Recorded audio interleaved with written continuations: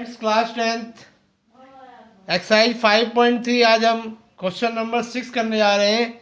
तो पहले क्वेश्चन को रीड कर लेते हैं। क्वेश्चन में क्या दिया है? क्वेश्चन में दिया है first and the last term of an AP are 17 and 350 respectively.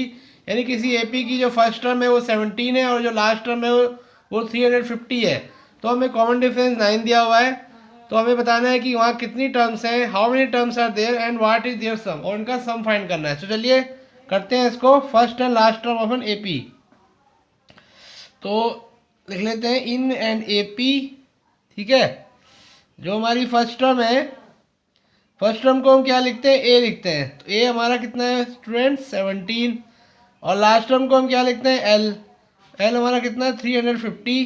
ठीक है, और कॉमन डिफरेंस हमें स्टूडेंट्स क्या दिया है? D equal to 9। हमें पता करना है कि टर्म्स कितनी है, यानी एन पता करना है और एस एन पता करना है, उनका सम कितना है। तो एल हमारा होता है लास्ट टर्म। लास्ट टर्म को हम क्या लिख सकते हैं स्टूडेंट्स? A N. तो ए एन इक्वल टू कितना होगा? 350।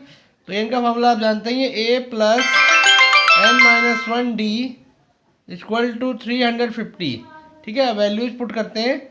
ए की वैल्यू हमें कितनी है? 17। 17 प्लस एन माइनस 1 और डी हमारा कितना है स्टूडेंट्स? 9 equal to 350। ठीक है, अब एक काम करेंगे, हम 17 को उस तरफ भेज देते हैं, यानी दूसरी साइड में। तो वो हो जाएगा माइनस का 350 में से गया 17, तो ये हो गया 333। और n माइनस 1 कितना हो गया? 333।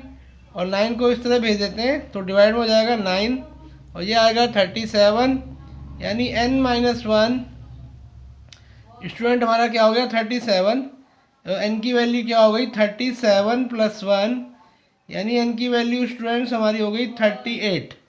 ठीक है, तो n की वैल्यू हमारी होगी 38, यानी टर्म्स हमारी इतनी है। Hence number of